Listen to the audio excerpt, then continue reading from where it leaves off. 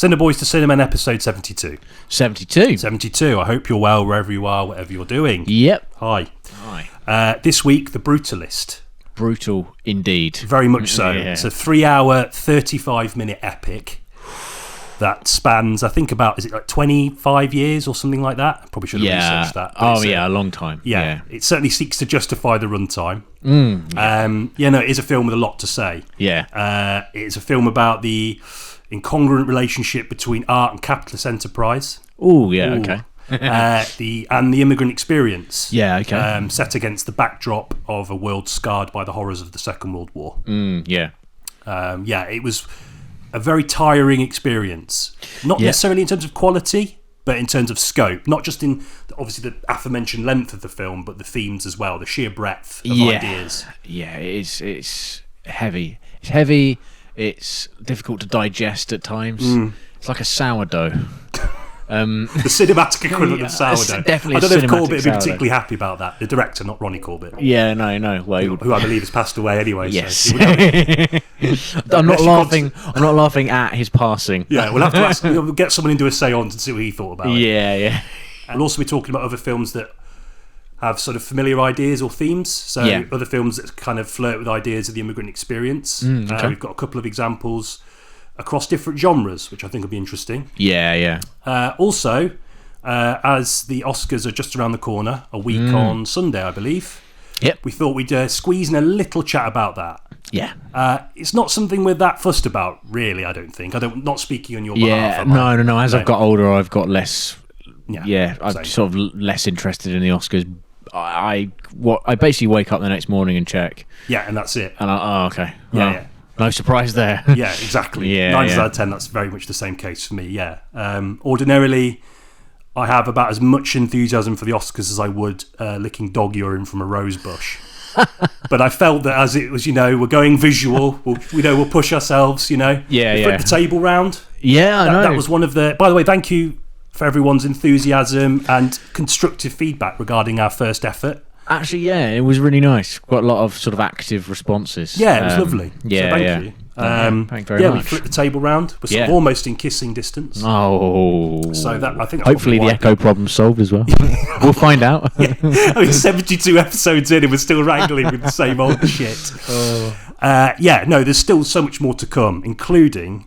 And I have to mention it then, because you've been sending me mock-ups throughout the week, and it's just got me so excited. A brand new intro, which will, of course, be exclusive to the visual element of the podcast. Thanks, man. A little animation, almost like an ident of sorts. Yeah, it's like a bowling. When you get a strike in bowling, sort of like that. Do you know what? I didn't think that. Yeah. Now you've said it. Yeah, okay. But honestly, mate, you're going to be really impressed. Well, you hopefully already would have seen it, those who are watching this. Of course. Yeah. I forget this isn't live. It's just weird little idea about a kind of sort of 14-year-old's bedroom in 2007 that I think kind of weirdly, I don't know why, but it sort of fits in with the themes. Our kind of like puerile approach to film criticism and analysis, perhaps. Exactly. And like the fact we always mention nostalgia, I'm like, that's kind of... Yeah, despite our reservations. Yeah. It's honestly... It's so good. Oh, thank you very much. It's almost too good. What are you doing with me? What are you doing with me? I very much enjoy these evenings. It's Unreal Engine, basically, and it's very kind of big, bright, new, and colourful, and it's not as hard as you might think to construct something of that ilk. So it's good fun. Thank you very much. For you maybe, but for me, absolutely no fucking chance whatsoever. I have done a course, to be fair, actually, so yeah. Very nice. Yeah. Questing the cinematic void. I also realise that in the intro I forgot to mention that you had a little other sort of subcategory or sort of discussion to have, which was about films with a strong sense of place. Yes, in relation to their filming format. So, okay, like Jackie. Okay, Pablo Larraín's Jackie. Yeah. Even like Steve Jobs has that. Like as you go through eras, the filming technique change. It starts out 16mm, then as the film progresses over time, it goes to 35, and then ends digitally. Okay.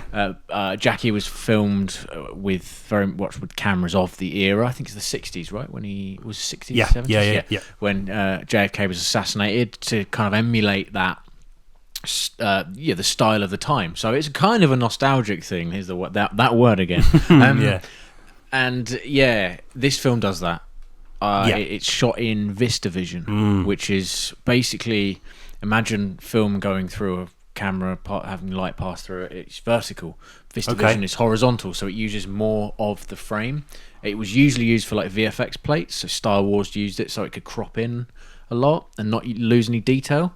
This and then it became like a technique for epics, basically. Yeah. Crucially, epics of the sort of the kind of 50s to the sort of 70s, swords and sandals style stuff. Yeah, that kind of thing. Yeah. And this film takes place predominantly in the 1950s. So yeah, it's a kind of technology of the time, and the director. Bradley. Not Brady Corbett, isn't it? Yeah, he utilises that to give off an impression of the time. So as opposed to, I think there is title cards which say what date it is. Yeah. But it's to kind of remind you that you're watching something that's set in the past. I like it. I think I think it does. It's a very kind of obvious way to do it, but it's, I guess, because so many. I guess the push is digital now because of its ease of use. Cheap. It's cheap. Yeah, exactly. The fact it's so cheap, and films that are sort of shot in that time period, they will still try and ape that even if they use digital. So I think the fact that they sort of bang on so much about VistaVision in the marketing material is it's like it's a way of saying that we are really committed to kind of like giving the viewer a sense of place. Yeah, and it does marry the visuals, I think, to a degree, on a somewhat deeper level as a result, I think, to the ideas of the time and the kind of struggles of the time that Laszlo Toth goes through. No, I completely agree. It is an interesting thing. The Aviator tried to do it with colour grading. Right, yeah. It's been a while since I've seen that, but I know what you mean. I actually don't think it worked in the Aviator. But it does, yeah. It's like a textured... It's like you're watching an artefact from that time, and it elevates it above digital, I think, a little bit. But I agree. It also, simultaneously, I'm at odds with it because it also annoys me, because like the kind of traditional approach, it can become a bit insufferable when every single interview they're just like, we shot it in VistaVision. It's kind of a bit like, I suppose, sort of like talking to an Oxford graduate. After a while. Yeah. Okay. Basically. Not all, by the way. I'm sure there's most Oxford graduates. None of them are listening to this. Very true, yeah. I agree. I think it's interesting that it's become a marketing thing, very much in the same vein.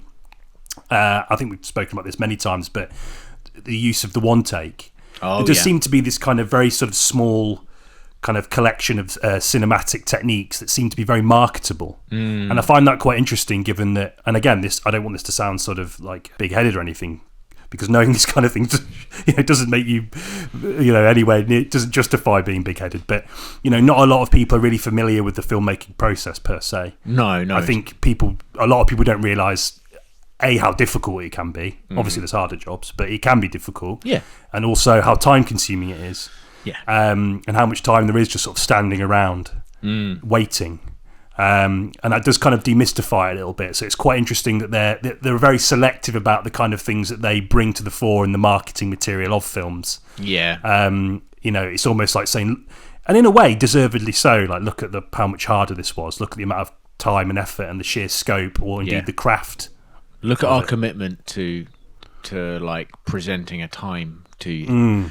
It's more than just slapping a LUT on it and kind of putting in like loads of 50s cars with CG afterwards. Like, we've dedicated, like, we really want you to have a unique theatrical experience. That's what the marketing's about. And I find it interesting that they do that. I really do, and it seems to work. Quite well in some cases. Completely. Like 1917 being probably the definitive example, particularly as a one-take film.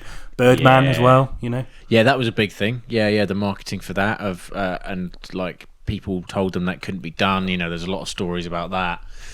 It makes you feel smart. Actually, I think that's what happens when, you know, like because I kind of like obviously adore cinema, but people I speak to that don't traditionally know a huge deal about it have said to me like, oh, this was done in like a VistaVision thing. Like, that's interesting, and they're interested in it. Yeah, that is cool though, isn't it? I think that's the cool yeah. side of it. I think is that it does encourage people to sort of like look into things that they perhaps wouldn't have done. So completely, yeah. No, it is interesting. I think going on the idea of kind of changing the format or indeed the kind of way a film is shot as the film goes on. The Brutalist does that as well with the later stuff in the 70s and 80s. It's Venice, isn't it? Venice. And that was shot with like almost like DV style cameras. I think I couldn't quite tell what they were, but yeah, they were. It was like early videotape. That was what they were trying to emulate. I'm not sure any 80s videotape cameras would be. I think they'd be fucked by now. So they probably shot it on like a DV or something. Yeah, mini DV. But to emulate that kind of transition from like, you know, cameras and filmmaking being this kind of practice of an elite few to the kind of home. You know, it's kind of that transition, which I thought was interesting. If we're staying on that sort of technological. Oh yeah, no, I think so. I think it's really crucial to mention with this because it's one of the things that I think is going to follow my opinion of it. Like, I always will think of there's a shot in it really early on which was really striking. I don't know why. It's actually quite a messy shot. It's just a handheld shot of him getting off a boat, going to America and ending on that upside down Statue of Liberty. It's a beautiful opening. Really cool opening, but totally very messy and awkward and like ill placed, and I can't imagine how heavy these cameras would have been. But there's like a sort of messiness to it that you never get again. And it's quite a good storytelling device because it's meant to be. He's sort of like, you know, rough and ready, alien land. To kind of capture the kind of I guess the stresses of the journey and what he's left behind. And and then the kind of the sort of perpetual darkness.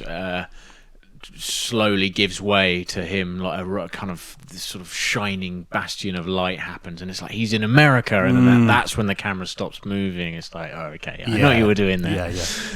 Nothing too innovative, but really like creative use of camera work for sure. Yeah, and I was thinking about other filmmakers who do the same, and I'm not sure if they use sort of film stock that is set to the time, but like Paul Thomas Anderson, for example. Like obviously he's big believer in 35 mil. Well, he dabbles with 70. More recently 70, isn't it? The Master was 70, and it's just interesting that even, you know, without utilising the techniques of the time, it does give those films a certain texture. Like I'm thinking like Phantom Thread, for example, like the way the relationship the film stock has with like more naturalistic lighting. You know, it does generate a sense of place without necessarily relying on the techniques of the time. And in fact, the techniques of the time will probably dictate not to use too much natural lighting anyway. So, you know, it's an interesting way of like manipulating that kind of technology. Had to mention PTA, obviously. Oh, of course, especially Phantom Thread and the Master, like beautifully shot, obviously. I think he was the cinematographer on Phantom Thread, I want to say. What, the same guy who did the Brutalist? No, PTA. I think he did both. I might be wrong there, but I know he's like... It would make sense. He's very obsessive about that element. I think I've heard interviews of him going like, I just do it myself, like I'm the camera operator, I think. Maybe, or that, I know Soderbergh does that, but I don't know if, Probably a bit easier with him with the technology he uses. But I know I already mentioned Jackie, but that's a really good example of... It's like a bloody good movie. Yeah, again, and I'm not a huge fan of biopics in the traditional sense, and we'll go into a little bit about that in terms of the Oscar discussion, because obviously there's a big biopic in the mixer for that one, which I haven't seen, and you have. Yes, I did. I saw it the other day. I'll give my brief thoughts on that later, so strap in. But I think it is one of the best ones. Certainly in more recent memory, anyway. Yeah, stuck with me, that film, and largely because of the way it looked, and like they cut. So when there's like a news segment in it, they cut to them literally using the cameras that they would have used for that news segment. Right. And it's just like, it aims to envelope you almost like a 3D film of just like you're now in the 1960s. You're not just watching a film set in the 1960s. You are in the 1960s, and you're watching an artifact. And like again, with like films like Steve Jobs, like to emulate the passage of time. Yeah, it's a clever way of. I don't know. Maybe not everyone experiences this, but it is absorbing and actually really helped the runtime for me with regards to the Brutalist, and probably helped with sort of the passage of time with Jackie as well, because that's quite a long film. I can't. 2 hours 20 or something. Okay. Quite long for a long for that sort of that style of movie where not much positive stuff happens. No. It did. It kind of made me feel like I was wandering through a museum, which sounds boring, but it was an interesting exhibit. You know what I mean? Yeah, I think the framing of Jackie, particularly, or Jackie Kennedy, it's done in a really, it's not conventional. And this is something I'll say briefly, and I'll come back to later. But a lot of biopics are made with one eye on award season. And you can tell by the way they're constructed, the way they're shot. There's not many risks taken. No. Whereas with Jackie, I get the sense that there was a real intention to kind of alienate her in the frame as much as possible. Yeah. And I think the score did a great job of that. Mika Levy, of course, did the score for Under the Skin. So she's in familiar territory as a composer and making films about people on the periphery. Oh, right, yeah. I just think there's the added tragedy with Jackie is that she's in this allegedly high-standing position, and yet she's kind of just this kind of almost transient sort of interloper in her own history almost, dwarfed by obviously the importance of her husband and then the history of him passing and the way that he obviously was killed. Doomed to forever be placid. I always thought with her. She's acting as if a journalist is always following her. I always thought that was the kind of prevailing sentiment. That's how the film starts, right? It's interspersed with her interview with it's Billy Crudup, isn't it? Yes. Yeah, he plays the reporter. Yeah, it's coming back to me now. Yeah, I've only seen that the once, and that was in the cinema. So. Oh right, you saw it with Alfie, didn't you, for the podcast? Yes, I think I did. Yeah, the early many moons ago. Yeah. Maybe we'll re-release that because I still have the file somewhere. Oh yeah, that'd be great. Yeah, little trip down memory lane. Yeah, I'd love that. Just a great example of storytelling, and so much of these Oscar films, the cinematography is always fine. Serviceable, isn't it? But it's always like that weird digital sheen, and they do the aspect ratio thing. The aspect ratios of the time, though. Therefore, we've done enough. But like, it's always a bit. I'm thinking more specifically with sort of failed Oscar films. Like there was a film, not Pablo Larraín's film about Princess Diana, the other one. Oh yeah, Naomi Watts one. It was kind of that, just like. Going through the motions type. This will probably get a couple of Oscar nods, and that will make it make money, and it will make us seem like we actually care about the filmmaking. But like when films like this actually take the time to experiment with the format, can't have been easy. Involved a lot of testing, a lot of time for a $10 million film, which I'm kind of referring back to with the Brutalist now. Not a lot of money for a film of this scope. I agree. That was really surprising to me to hear that it was a 10 mil film. So crazy. For them, for them to experiment with that sort of style with such a shoestring budget is like really commendable. Ultimately, agreed. I think. 100%. That will never cease to amaze me given the end product.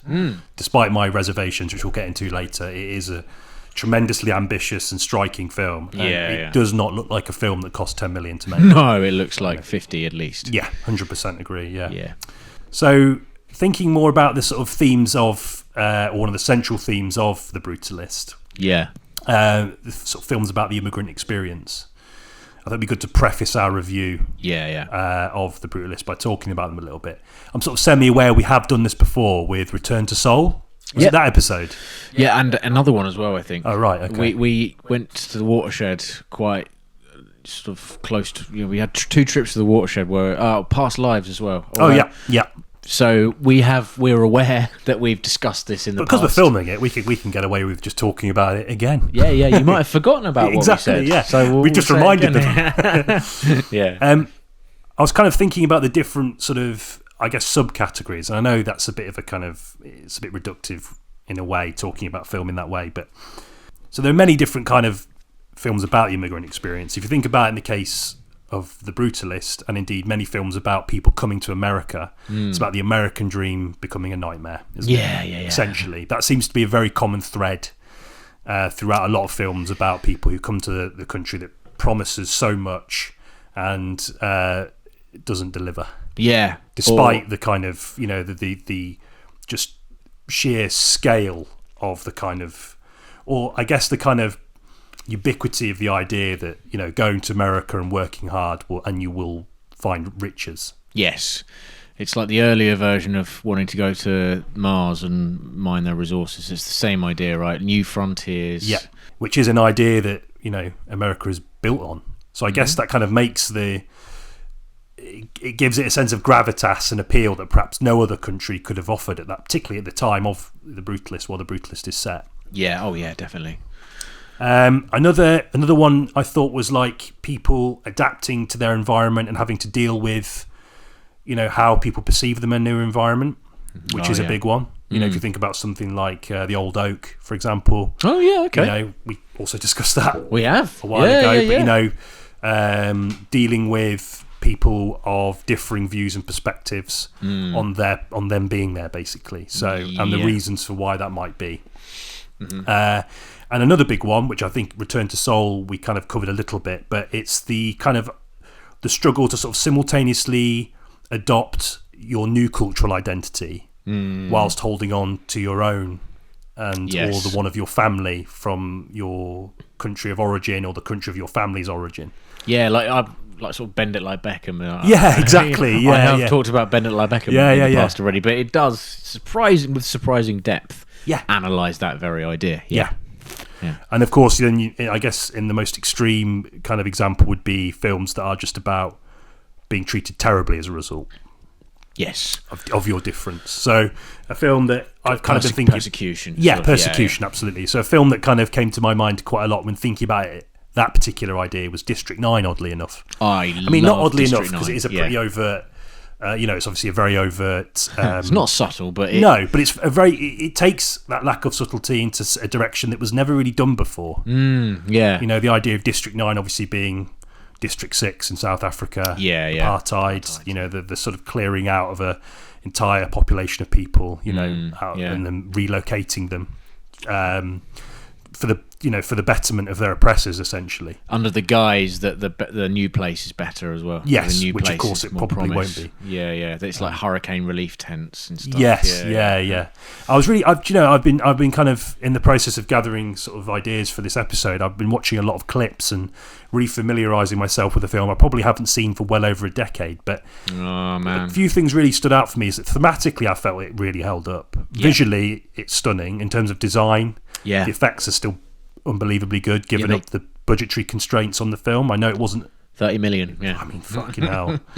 I think it's more a testament to design than anything else. And planning ahead. I'll go to The creator did the same thing with regards to use of computer-generated imagery and planning ahead. It just makes all the world of difference. It's funny. I always sort of think of Gareth Edwards and Neil Blomkamp in a similar sort of way. Yep, scrappy indie kind of sci-fi sensibilities. Yeah, with kind of like lofty sci-fi ambition. And both filmmakers at their first film was probably their best film. Oh yeah. Yeah.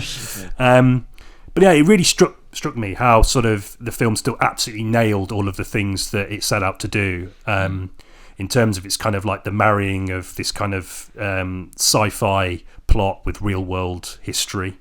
Yeah. I think what really strikes me about District 9 particularly is the way it grounds the sci-fi. Yeah. So well. Oh, yeah. I mean, it's just the documentary aesthetic, you'd think if you rewatched it, you'd find it a bit tired because it's been replicated quite a lot. It's still great. It still really works. And it makes it feel, again, similar to what we were talking about with regards to the use of VistaVision. It kind of makes you feel like you're watching something that really happened, which in a sense it did. Of course, yeah. But it still has all these kind of really, really interesting, like you said, really well designed, really well thought out sort of sci-fi concepts, and it just weaves them together into a story that has a really like a beating heart. A lot of people forget that about District 9. Like, it's actually really quite sad. Yeah. And it has to be sad because it's about, like you said, it's about apartheid, which is like horrendous. And like the weight of that theme like carries across right through to the final shot. You remember where he's making his wife the little canned flowers. And it's just like, it really hits you, and then the film ends and you're like, I've just watched a film of, a film that the guy who was originally meant to make Halo. I love that film. I think it's really great. Really special. And what a fantastically economic way to deal with exposition as well, using that documentary aesthetic. Like, it's so sort of baked into the film in a way that is kind of like aesthetically and thematically meaningful. Yeah. But it never feels like you're being drowned by exposition, because so many modern films do that. Like, you can just see that, like, they've quickly got to explain something. So a character, they try and frame it in a way that seems really innocuous and part of the world, and it just really isn't. My favourite example is, I think it's Batman versus Superman. And like, I think one of the sort of like prevailing criticisms of its sort of precursor, Man of Steel, was that obviously they level the whole of Metropolis, him and Zod, when they have that fight. And so, like, and obviously the untold amount of casualties, and how that's a really difficult sort of like thematic plot device to work with. And I just remember in the fight, I think, is it like Batman and fucking hell, and they're fighting that alien. What's his name? I literally can't remember. The big Doomsday. Doomsday, That big lizard fucking. Yeah. And like, they start having this fight in a big city, and the character just goes, like, the army, like, oh my god, he's in the city, and some guy goes, thank god everyone's gone home from work. Yeah. Just like, all right, okay. It's like that attempt to sort of try and kind of retcon something or conceal like this brief moment of sort of story, Interstellar does that as well with the, like, explaining the black hole.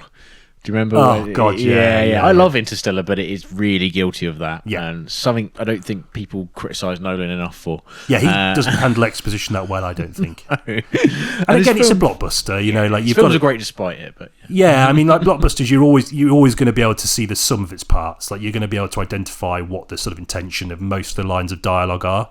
Yeah. So perhaps it's a bit unfair to criticise films on that basis, but in the case of District 9, which is, despite its budget, it has a feel of a blockbuster movie.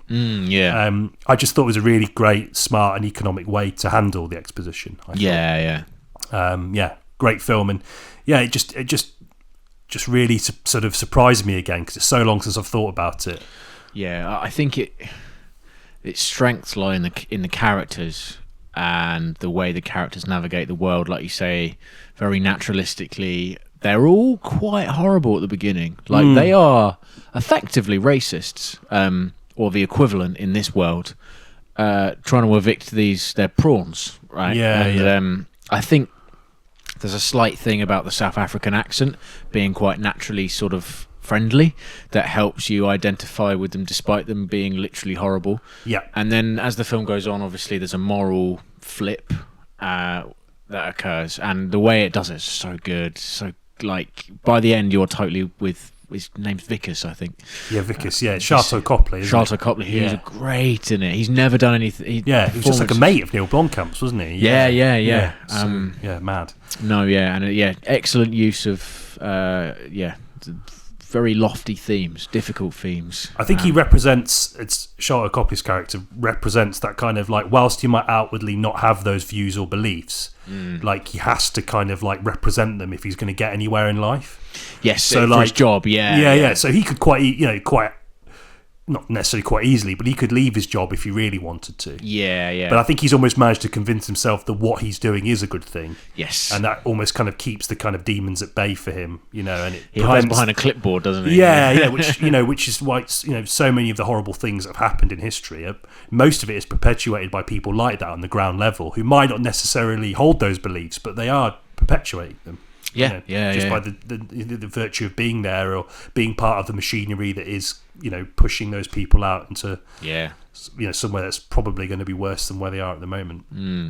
So I think the art of dehumanization relies on a lot of complicit behavior regardless of what you think or.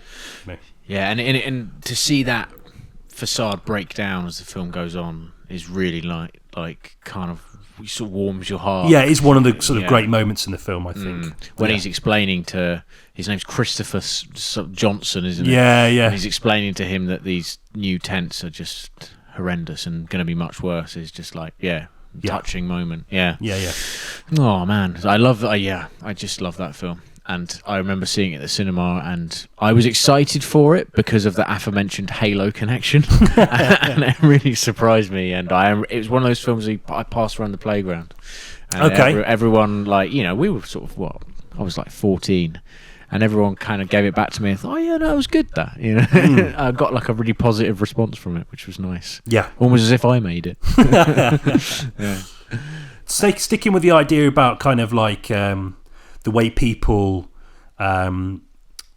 respond to the presence of this other, and the way that the other is viewed, either with compassion or a sense of understanding as to why these people are trying to kind of get into your country and what it is, what it is they want, which is essentially what all of us want, which is like just to live, just clothes, warmth, food, all of the basic amenities, and then as a result of that, the ability to thrive, right? There's a great film by, I'm going to really fuck his name up because he's Finnish, Aki Kaurismäki, I think is how you pronounce his name. Called Le Havre. Oh, right, yeah. And it's about this guy working in this French town, port town, isn't it? Le Havre, is it? I don't know. Yeah, I think so. Yeah. Go on, we'll just say it. Let's say it is. Hey Google. No. Yeah, this isn't a geography podcast, is it? We can afford to.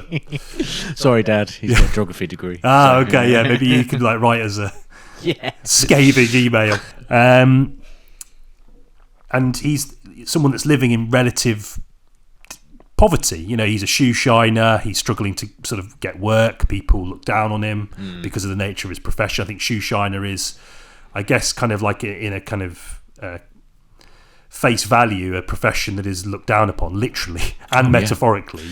Yeah, it's the kind of it's Victorian almost that idea, isn't it? That getting your shoes shined by a kind of scrappy lad.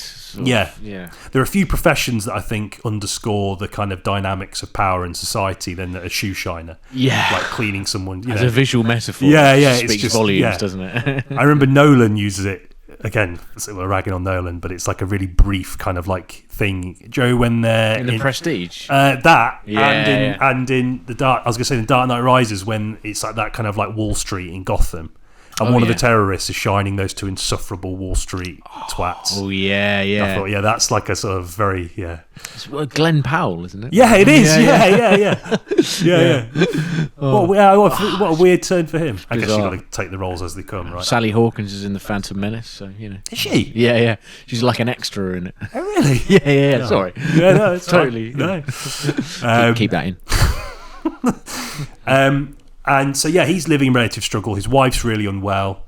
So, he's kind of like, I guess from the outside, and if you look at the kind of current political climate as things are, like he's someone that is like the perfect candidate to adopt or be sort of submerged in a hateful ideology. Because, struggle creates anger, and anger is easily sort of manipulated by certain individuals for their kind of ideological gain. Turn you into an extremist. Yeah, exactly, to make your views extreme. But he basically ends up stumbling into this African immigrant that has got to France illegally. Yeah. And him and the vast majority of this small port town all take it upon themselves, despite their struggle, despite their difficulties, to help him escape and move on. Okay, yeah. So it's, what's interesting about it is that Kaurismäki's films are very much, they're very, outwardly they're quite bleak. Yeah, okay. His films, they're very they're very grey.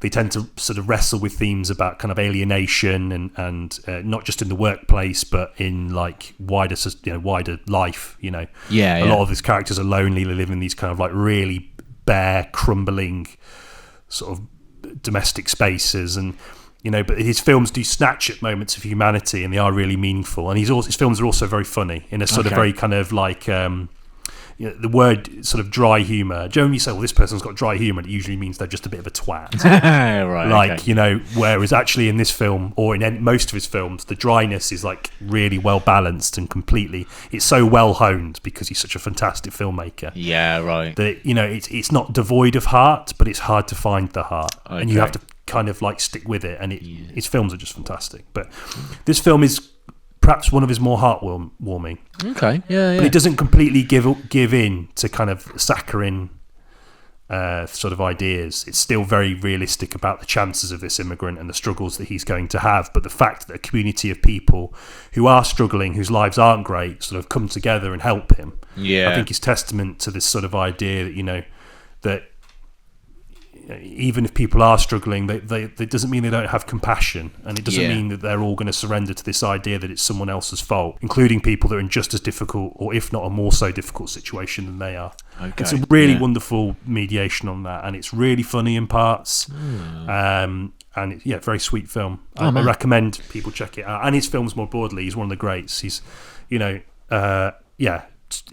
do have to bear with the bleakness. Right. Well, But I mean, I love bleak, as you well know, and I'm sure some of the listeners and viewers do. But it's interesting, isn't it? Yeah, because a lot of people would naturally shy away from it. But when we say bleak, we don't mean bleak right through to the conclusion. No. There are pockets of humanity in amongst the sort of rubble, which are the kind of key elements of the film and keep your spirits lifted by the end. And it's actually quite a positive message, right? A reminder of the kind of human being's sort of relentless ambition to sort of stay happy and stay kind of community focused. So I think when we say bleak, we don't mean like... they're very grey in their colour palette.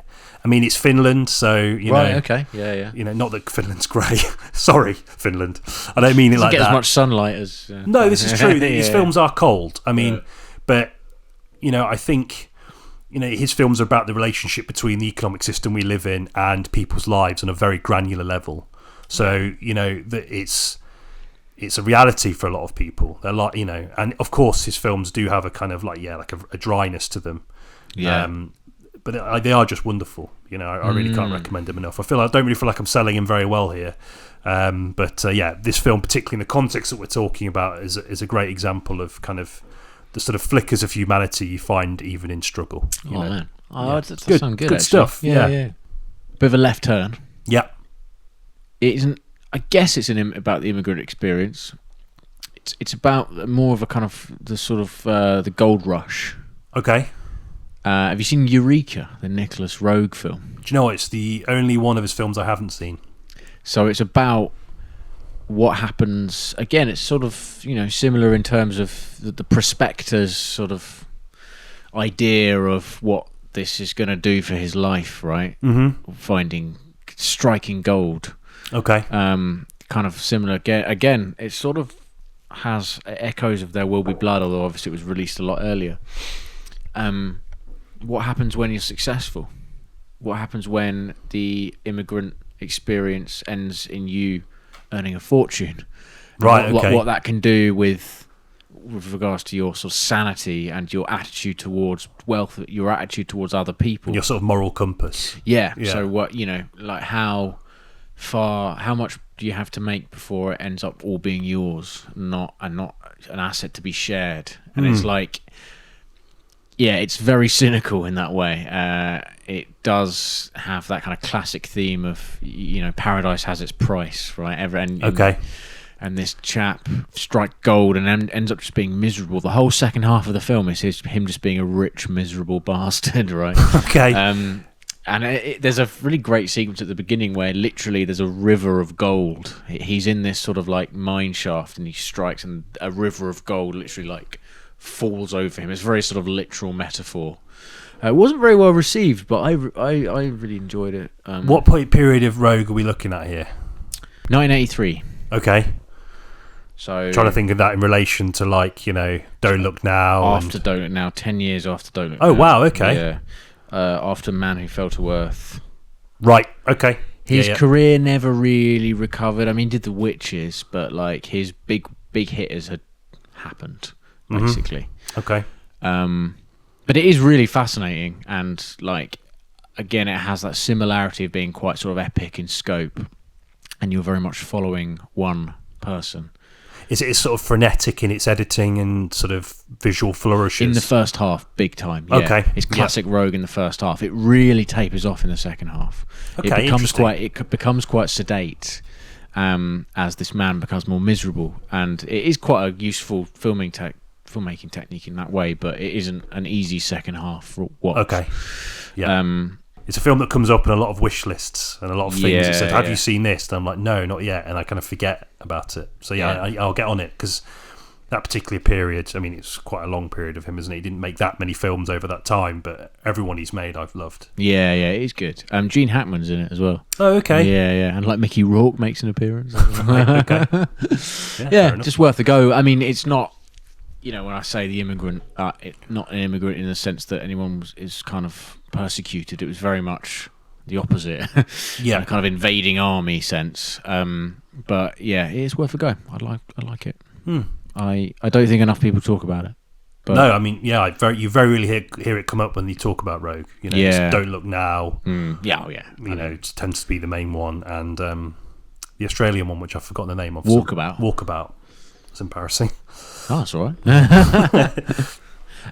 It's the Blu-ray is Eureka. There's a company called Eureka that does Blu-rays. I remember thinking that. Yeah. Eureka published Eureka.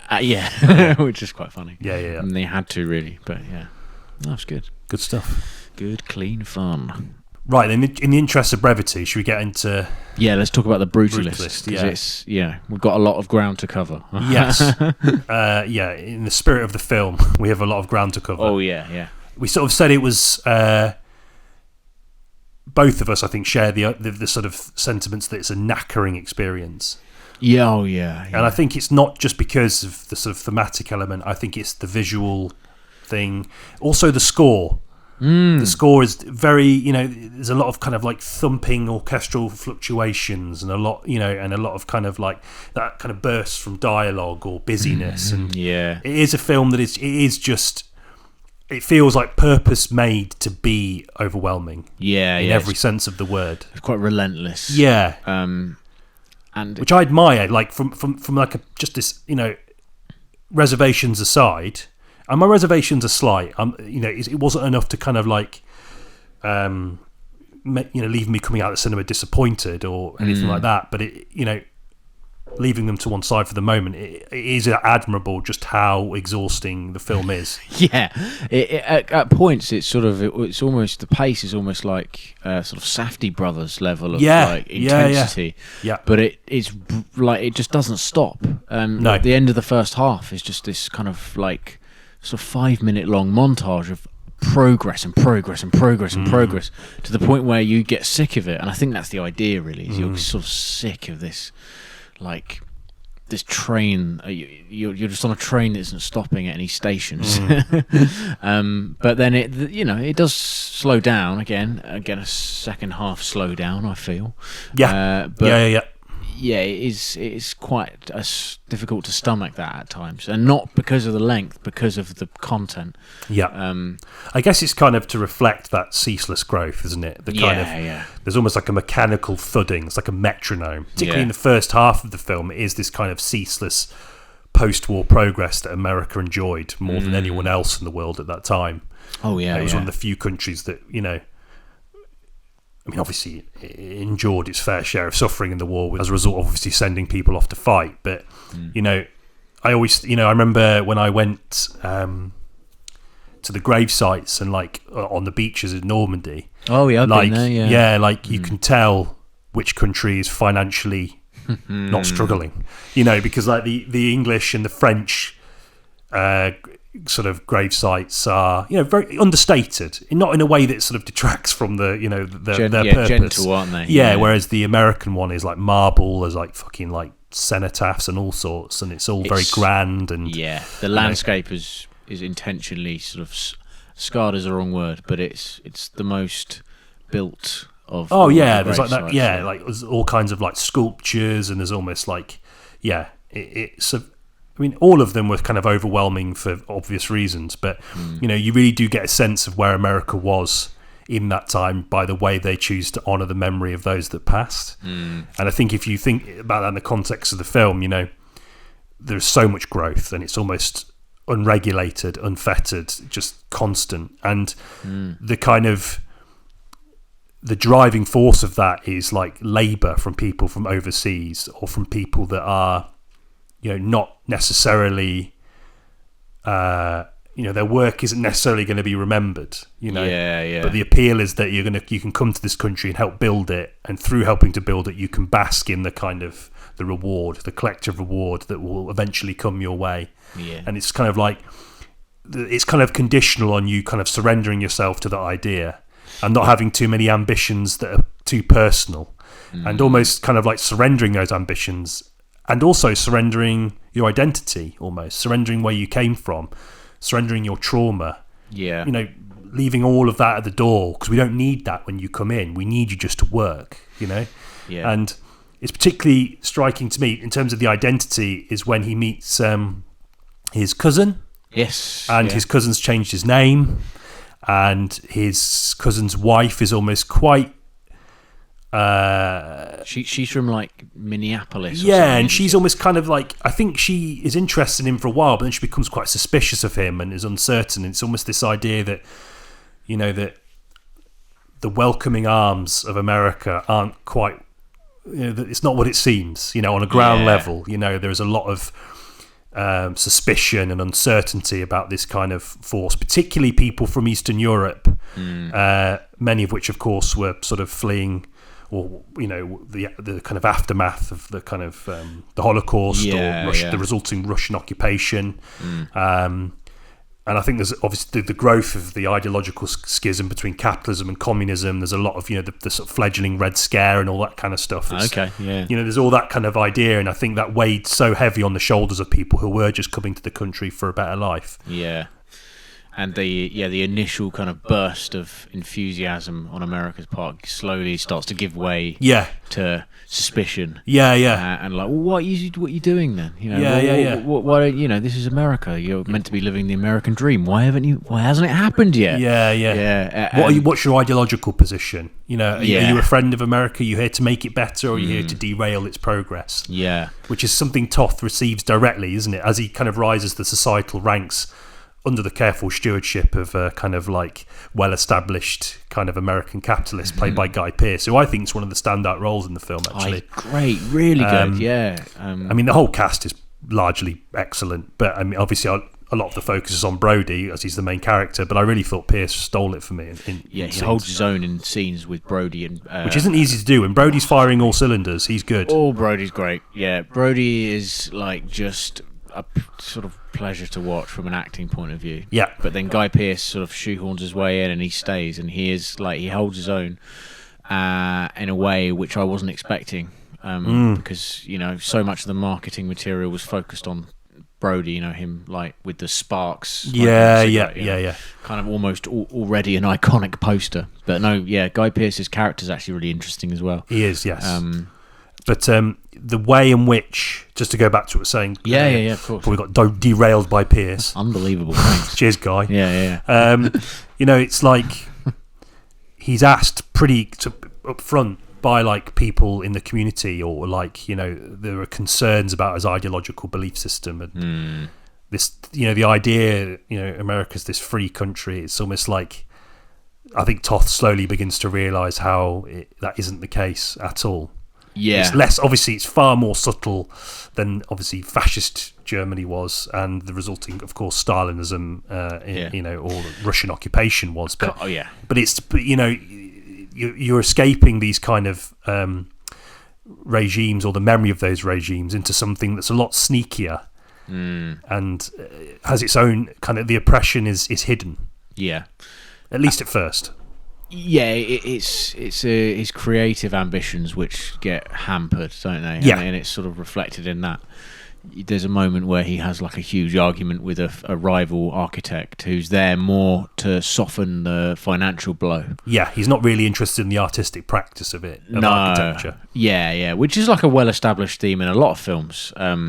and is a problem in filmmaking itself. But in this case, it's framed very much of the way of him being suspicious of this sort of new, unusual architecture practice, and the he's simultaneously regarded as a genius, but also like an outsider at the same time, and it's like a tough, for people to juggle those two thoughts, especially this other architect who kind of explodes on him at moments. It's interesting the way they handle that, and the way that although this guy's clearly survived a great deal of trauma, this seems equally as important to him, and it's equally as upsetting to him that he's not allowed to pursue the dream that he thought was going to be handed out to him, despite largely being very successful by accident. I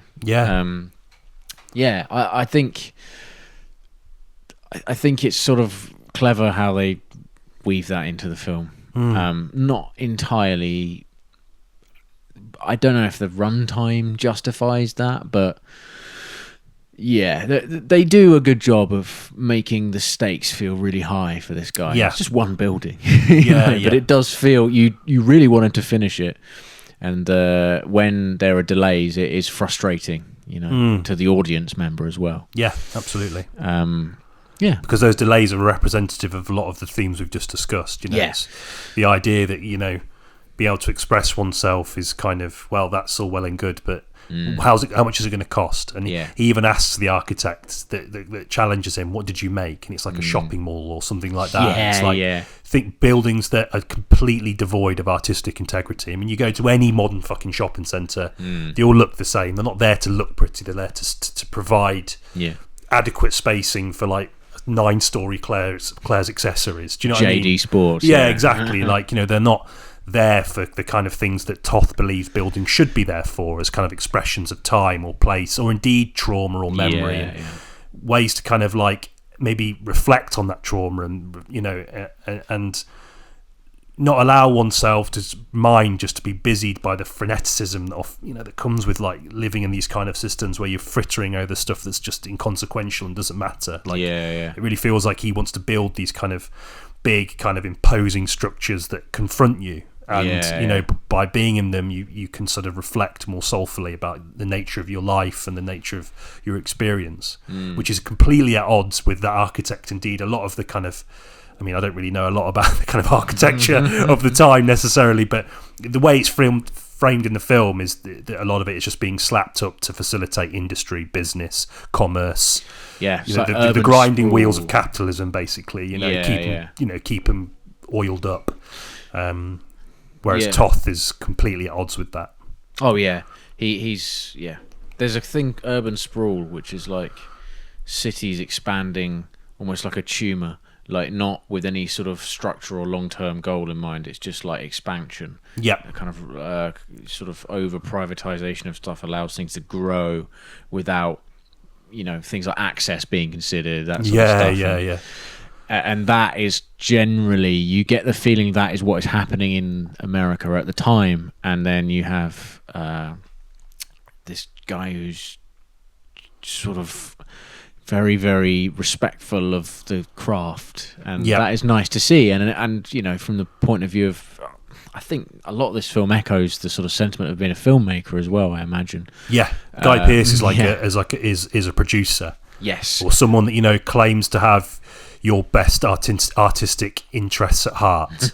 And I think there's an element, it's kind of suggested, and I think Guy Pearce has these kind of lines of dialogue where he will say things like he's almost jealous of his genius, he's jealous of his creativity and his just natural ability to kind of visualize and then execute these things. And it's almost as if that's kind of where a lot of the incongruence lies. It's like you've got the people that have all the money and power but no talent to express it in a meaningful way. And they rely on these people who are obviously more interested in the expression than the money. But they need that money. And that's where obviously, like in any creative practice, that's where the potential sort of schisms arise, and then the resulting arguments and things that can really, derail. And it's interesting, and you can see it, I think, in any creative practice, particularly in filmmaking, or in the case of, of the Brutalist in architecture, you can see where the battles have been won and lost. on either side. You know what I mean? And I think because Corbett, I've seen him in a lot of interviews, has been pretty, explicit in talking about the financial difficulties of filmmaking and how much things cost and the struggles of like getting your vision made. And I think I saw an interview with him today just saying like, largely he was kind of speaking on behalf of a lot of filmmakers, I think, and he was saying that people don't really care what they think about the films. They're just happy that they're there, that they've been made. Right, yeah. So there's a suggestion there, perhaps I'm reading into it a little bit too much, but given the themes of the film and snippets of previous interviews I've seen with him it's like getting any kind of creative practice made that's authentic to the collective vision of the creative or the creatives is a battle in itself. Yeah. As long as there's money and money men, for the lack of a better term, involved, there's going to be a problem. Yeah. He talked about like not getting paid for the promotional circuit, which I thought was interesting. Yes, he said he earned nothing from the film, right? Yeah, but I'm sort of like, I'm confused by that, because surely he must have had a director's fee. He must have been part of the DGA, so he gets minimum of like 60 grand, I think. So that statement by him I did find a bit odd. He's talking about the promotional circuit, and in this instance, if it's an independent film, you probably don't get any additional money for that. Yeah. So like, I'm always slightly skeptical about those statements. It's tough, isn't it? It is hard, because I'm not a fucking filmmaker, really. Like, I don't know. Maybe he's entirely right, and maybe every scrap of his fee went back into the film, which is admirable, and is a theme in The Brutalist as well. Yes, his fee, he tells his wife, he's sorry, love. Yeah, we're not going to make any money from this. Yeah, and the fact that he's living under this guy's roof, so his creativity is almost sort of being leashed by his dependency on people like Guy Pearce's character and the wealth that he exudes. It's a really interesting approach to that. What did you think about the way the themes, because I thought the themes were handled largely quite well. There was one particular scene. Oh yeah, I know. That is, the sexual assault scene. Yeah. Spoilers, but Guy Pearce's character, sexually assaults. Yeah, rapes Toth. And I remember I've been reflecting on that scene quite a lot, because it really does feel like the culmination of everything that kind of Corbett's sort of angling towards, all the things we've discussed. Yeah. The idea of, like, I think he even says before he does it, like, you're a it's like you all you talk about is this trauma, and yet you don't do anything to not deserve it, or something like that. You sort of I'm sort of paraphrasing it slightly, but because my memory's terrible, but it felt like a real thematic moment where all these ideas were coming together. Yeah. I'm just not 100% sure whether I felt that was the right direction to take it, and not because of the content of it. Like, I am very firm in the belief that if you can justify it thematically and it makes sense. Yeah. I'm neither here nor there with that at the moment. I just wondered what your thoughts were about it. Yeah, as a metaphor, it's too much of a metaphor, I think. Do you know what I mean? Very heavy-handed, but then we said this, there are elements in the film that do feel that way. Yeah, and it's just sort of confronting, probably intentionally so, but the majority of the film feels quite grounded in the sense that you're watching a historical artifact, Yes. Like I've already talked about with the aesthetic, and so if the Wikipedia page for this said that this bloke was real, he's not. He's a composite character of various different architects, but if he said he was real, I would believe it right up until that moment. I would have thought this feels a bit too kind of. It's horrible to say because it's a nasty scene, as any scene of that nature is. But, yeah. But it just feels a bit too almost like it's been written in a screenplay about a guy emigrating to America and finding his feet. Like, it felt a bit too much like it was written. You know what I mean? I know what you mean. Yeah, yeah. And that's why I'm kind of with it, and because on the one hand, it's a very blunt, but I guess very sort of adequate way to illustrate the way in which the real people that run America view people like Toth. Yeah. But in terms of its deployment, I thought it was, I don't know, I find like unsubtlety difficult to stomach at the best of times. Yeah. And I felt thematically, it just felt a bit heavy-handed, but I'm still unsure. I don't know, it's not an easy scene to really reflect on. No. But yeah, I think it probably maybe needs a bit more thinking on it. maybe even a rewatch of the film again, more True. broadly. I think Looking at Guy Pearce a bit more closely and his interactions with Toph, because I didn't see it coming, to be fair. Like, I really didn't. I was really shocked by it. And preceding it is Toph being sort of quite flirtatious with other members of this party, and so you think it's going to go in one direction, it's going to turn into about sort of Toph's character and his sort of semi-unfaithfulness and his attitude towards his relationship with his wife, especially after what's happened to her. And it just goes totally south. It ends up, you think it's going one way, and then it pivots quite sickeningly in another direction. And it was just like, it knocked me out for 6 a little bit, and it didn't feel right for the film, for me, and like by the sounds of things for you either. I think it, I'd love to discuss this with the filmmaker and be like, what were your actual intentions behind it? 'Cause I felt like I was missing something, maybe. I don't know. That's what my feeling to it was. Okay. It's strange because, like I said, I've said it twice now, but I'm just so undecided because, I don't know, it just felt very heavy-handed. It was.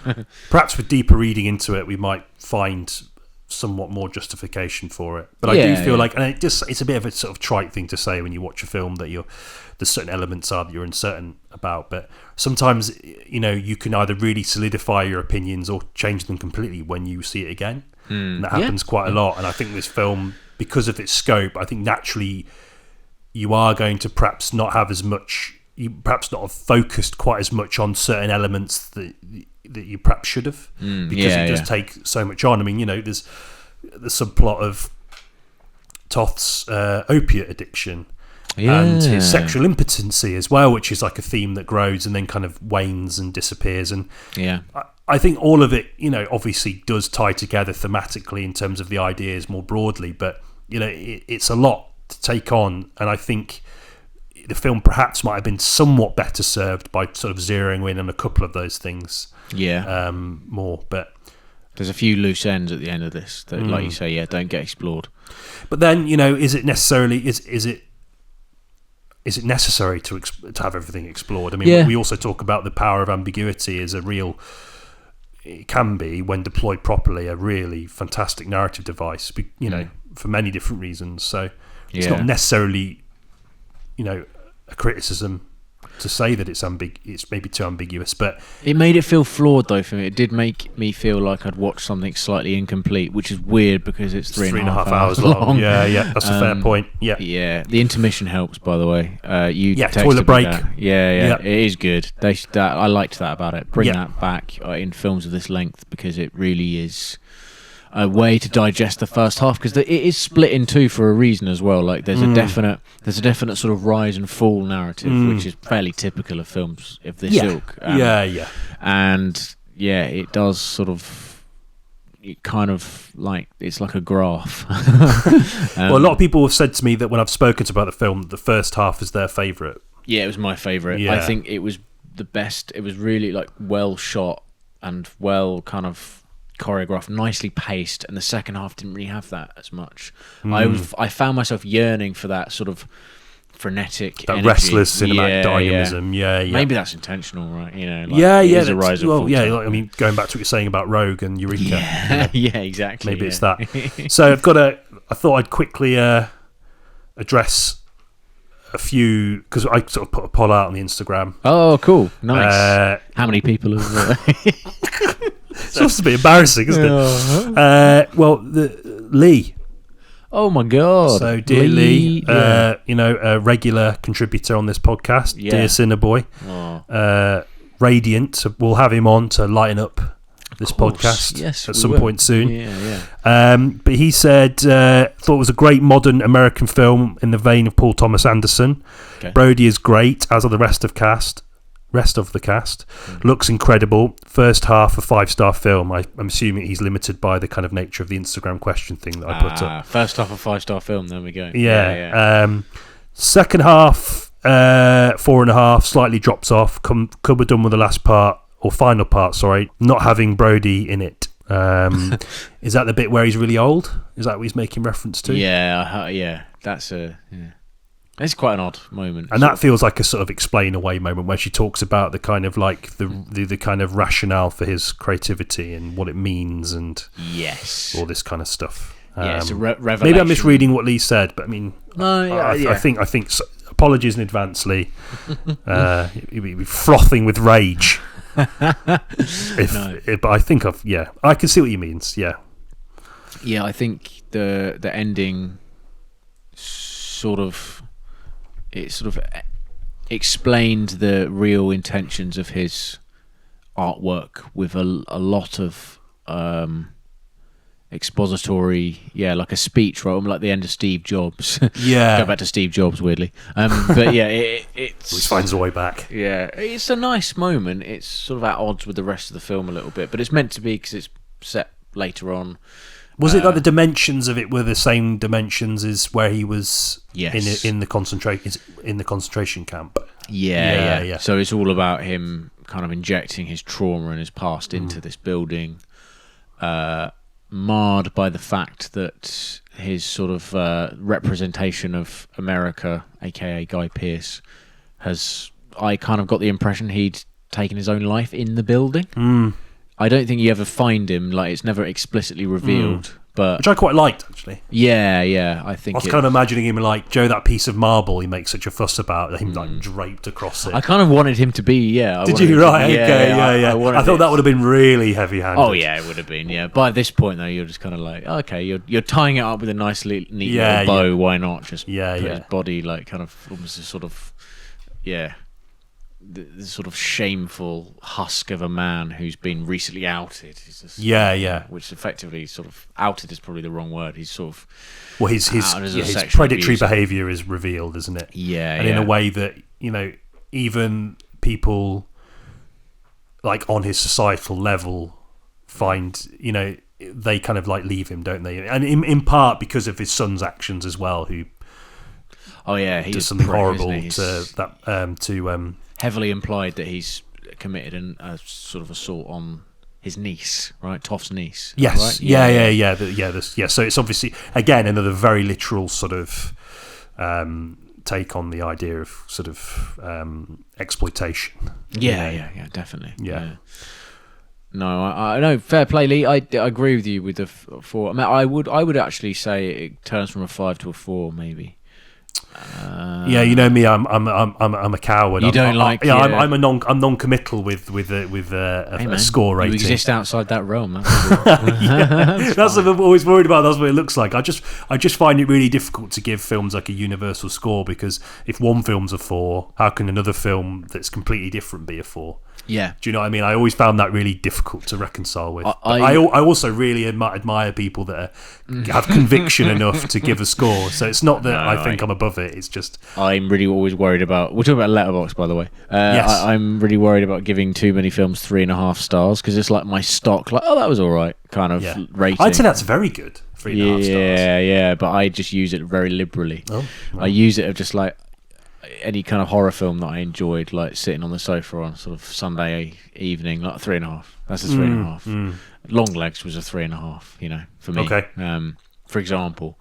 But yeah, I think going back to what Lee said, Brody is. The performances are spectacularally good. And are actually a reason to go and see the film. Yeah. I was sort of weirdly worried that Brody would be do the pianist again, and he didn't. It's just, this is entirely his own thing. Really, he carries the weight of this film on his shoulders for the majority of it, and he does a great job. He's back, man. He kind of went away for a bit, didn't he? Yeah. But now he's back in a big way. I mean, and he felt like he was in like the only sort of notable things he was in for a while were like Wes Anderson films for a while. Yeah, pretty much. And then it's like, where is Brody? Where's he gone? So it's good to see him back. Definitely. Yeah. I can see where Lee's coming from. I'm a little bit more resistant, I don't know, to the film overall.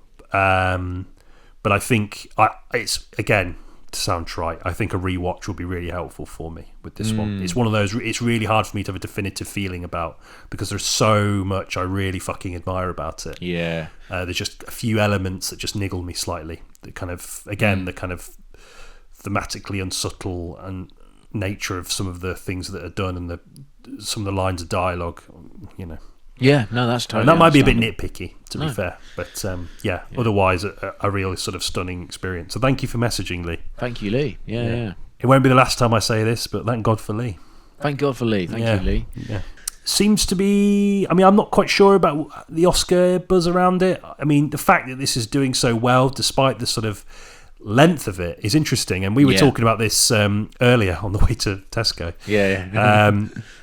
That it's interesting that films of this length seem to be in vogue.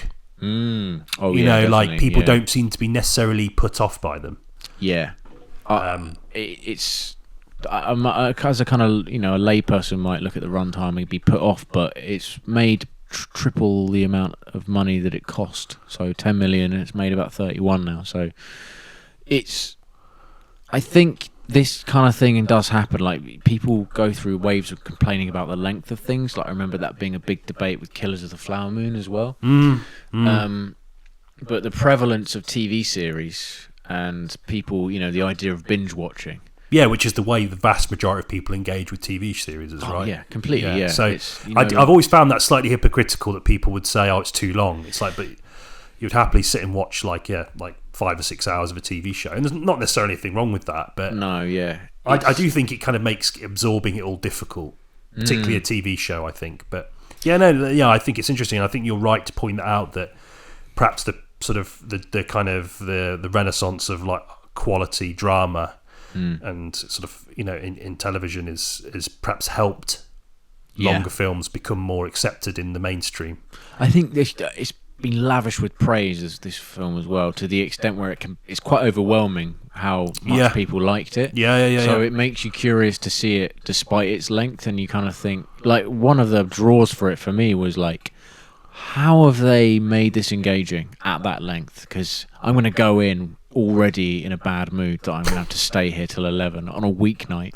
That is the problem with it. That is legitimately a problem with it. Like, I don't know how, I mean, this is a bit of a boring sort of segue, but when you've got like a full-time job, like, how the fuck are you going to watch this? Like, unless you've got like a few free few hours on a weekend. Luckily, I always do. I've never really had much going on, but if you're someone that's got more going on than I have, which isn't difficult, how the fuck are you going to see this film? I don't know. Yeah, it's strange. Just quickly then. Yeah, go on. Oscars. Yeah. A week on Sunday. Ooh.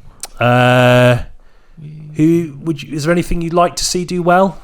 I want to see Dune Part Two do well, because I had some criticisms on this podcast, but I keep thinking about it and I really want to see it again. And I think it is an example of some great storytelling, and sci-fi films never win it. Okay. I think I would like that to win. It's not gonna. I think it will get a visual effects one. Yeah, I mean, it seems pretty. It would be ridiculous for it not to win on that front, regardless of what you think about the film. It is a beautifully put together. Lee again message said that he hopes the Brutalist does well, and he hopes Demi Wall, as she likes to be known as. Demi Moore wins Best Supporting. Oh, right.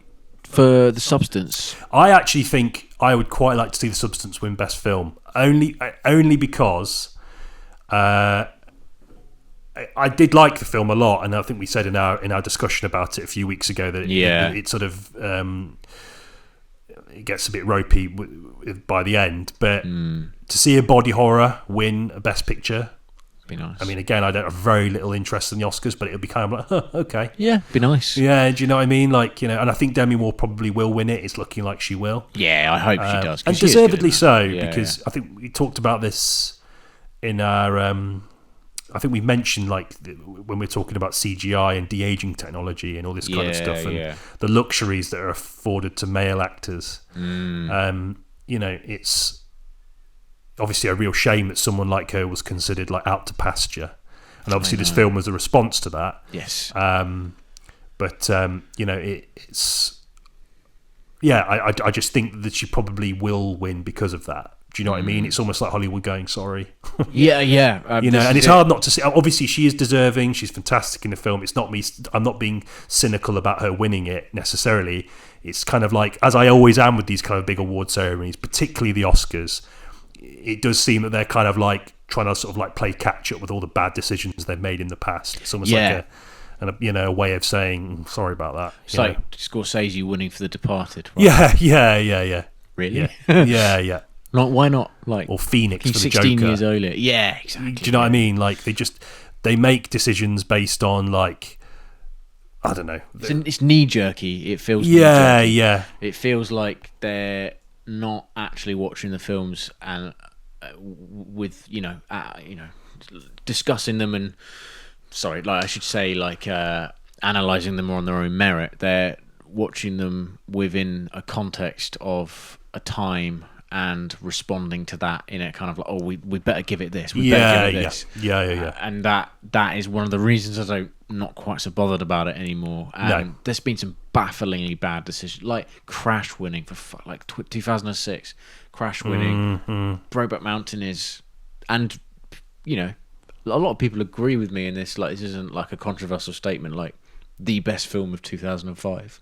And it should have won, and it didn't. And it's just like, you gave it to Crash, and the reason you gave it to Crash is because there was a kind of zeitgeisty thing going on with the themes that the film, which are of course important, regardless of how the film handles it. The film wasn't very good. Like, it was sort of depressing and one note, and whereas Brokeback Mountain was filled with genuine emotion and like hope and all of the kind of stuff which makes films good.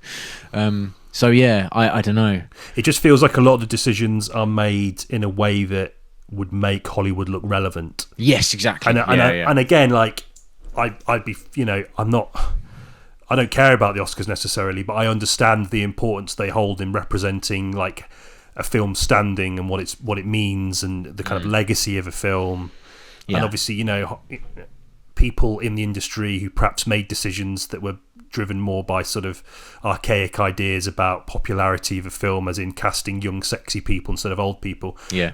That's shit. Yeah. And I guess in a way they should be allowed to kind of like, have their view changed and that reflect in the way they make decisions about who deserves awards. But it's just hard for me not to see it as like a kind of decision that it's made to make Hollywood look like it's ahead of the curve when it's been behind the curve for so fucking long on so many of these things. But all that being said, I'd like The Substance to win.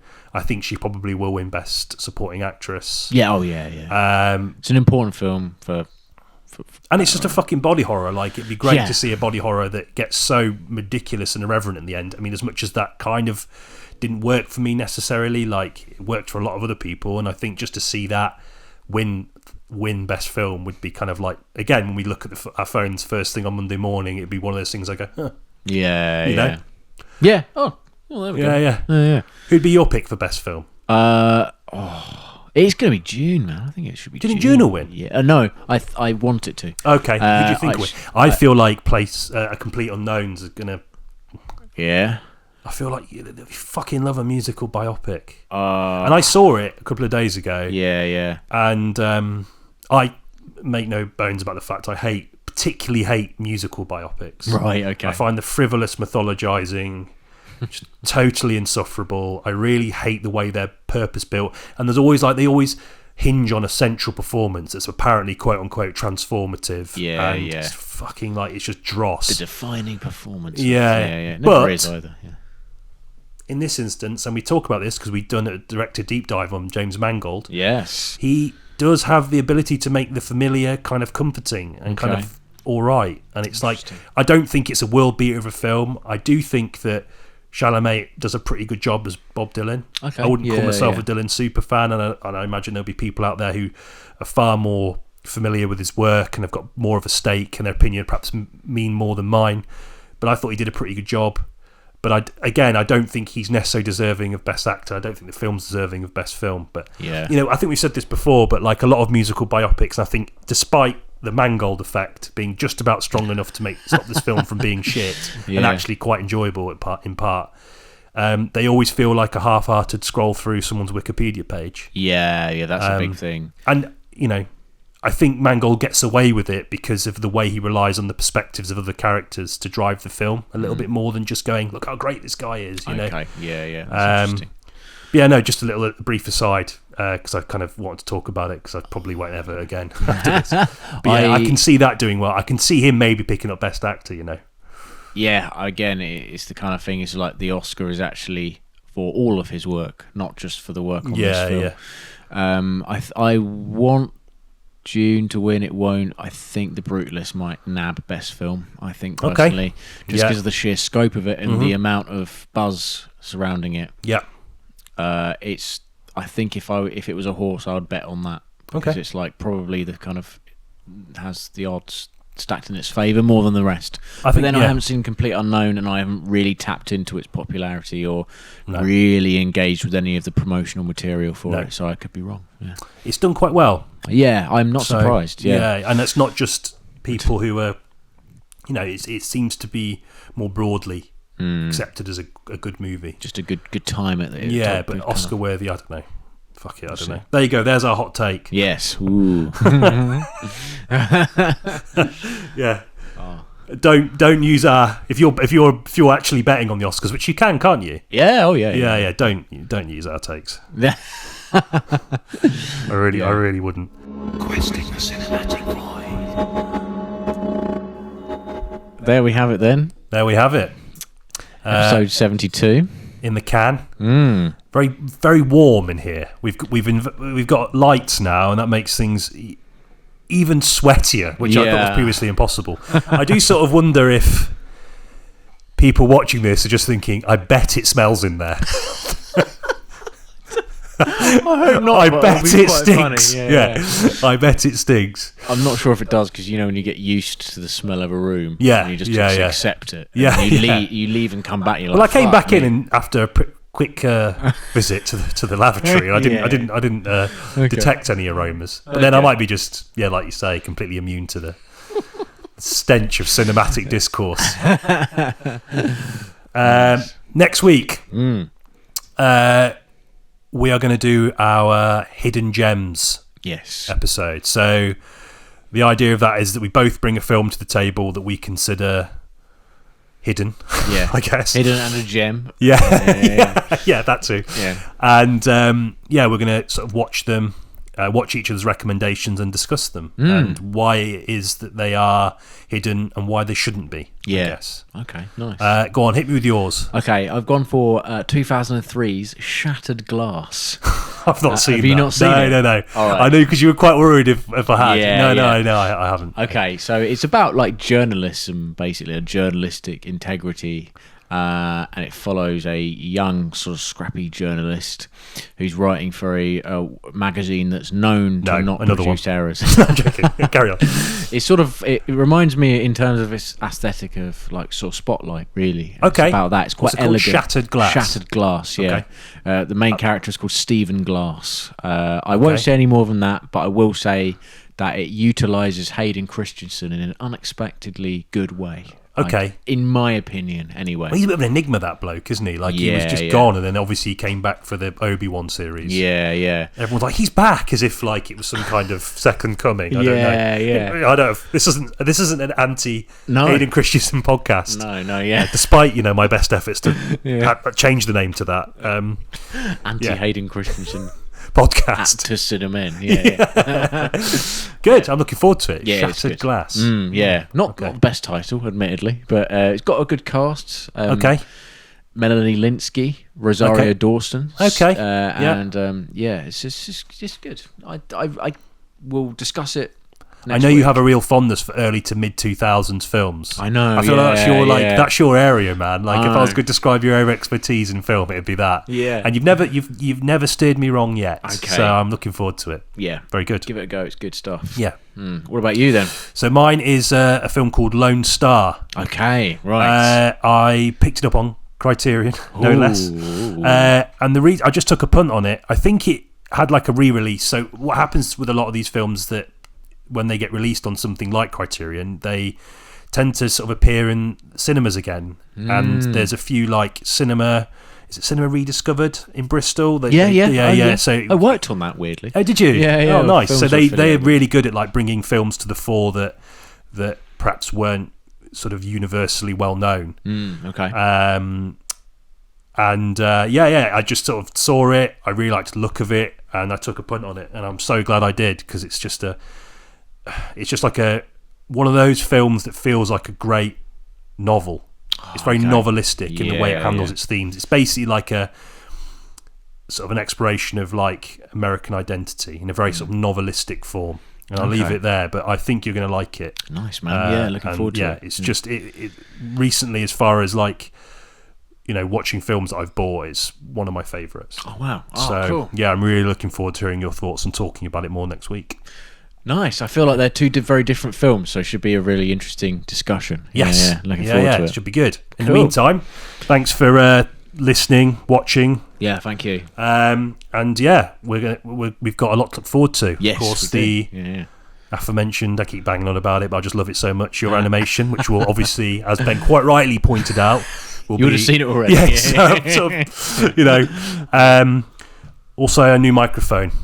Oh yeah. We'll be sorting that out. I'm gonna get the other one. I'm aware that's sort of like John Motson at the moment, but needs must. The reason I have it today is for echo purposes. I love that we're already sort of anticipating people's criticisms. Why the fuck have you got that shit microphone? Yeah. Well, here's why. We'll be got to take time with these things. We're not made of money. No, certainly not. Until we get that Ron Seal endorsement. Please. We're languishing in financial... Yeah, please. Yeah. If you're listening. Yes, thanks again. And we'll catch you in the next one. Catch you in the next one. Take it easy. Cheers. Bye-bye.